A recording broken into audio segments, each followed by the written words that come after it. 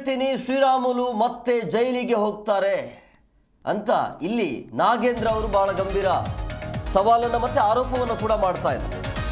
ಅನೇಕ ಹಗರಣಗಳಲ್ಲಿ ರಾಮುಲು ಭ್ರಷ್ಟಾಚಾರವನ್ನು ಮಾಡಿದ್ದಾರೆ. ಸೊ ನಾನು ಮತ್ತೆ ಸಚಿವನಾಗಿ ಅವರ ಒಂದು ಹಗರಣ ಏನಿದೆಯಲ್ಲ ಅದನ್ನು ಬಯಲಿಗೆ ತರ್ತೀನಿ ಅಂತ.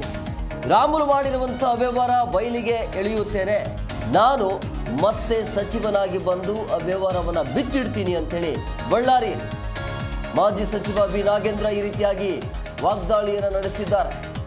ST ವೆಲ್ಫೇರ್ ಕೋವಿಡ್ ವೇಳೆ ರಾಮುಲು ಅವ್ಯವಹಾರವನ್ನು ನಡೆಸಿದ್ದಾರೆ. ಅನೇಕ ಹಗರಣಗಳಲ್ಲಿ ರಾಮುಲು ಭ್ರಷ್ಟಾಚಾರವನ್ನು ಮಾಡಿದ್ದಾರೆ. ಸೊ ನಾಗೇಂದ್ರ ಜೈಲಿಗೆ ಹೋಗಿದ್ದಕ್ಕೆ ರಾಮುಲುಗೆ ಖುಷಿಯಾಗಿದೆ ಅಂತ ಈ ರೀತಿಯಾಗಿ ಆಕ್ರೋಶಭರಿತವಾಗಿ ಮಾತನಾಡಿದ್ದಾರೆ. ಮತ್ತೆ ನಾನು ವಾಪಸ್ ಬರ್ತೀನಿ, ಅಂದರೆ ಈ ಅನೇಕ ಹಗರಣಗಳಲ್ಲಿ ಅವರು ಭ್ರಷ್ಟಾಚಾರವನ್ನು ಮಾಡಿದ್ದಾರೆ, ಅದನ್ನೆಲ್ಲವನ್ನು ಕೂಡ ಬಹಿರಂಗಪಡಿಸ್ತೀನಿ, ಮತ್ತೆ ಈಗ ಅವರು ಜೈಲಿಗೆ ಹೋಗ್ತಾರೆ ಅಂತ.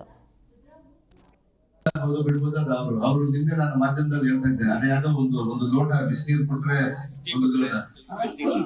ಕೊಟ್ರೆ ನಾವು ಒಂದಾಗ್ತಿರ್ತೇವೆ. ಬಿಸಿನೀರು ಯಾಕೆ ಬೇಕಾಗಿತ್ತು ಅವ್ರಿಗೆ?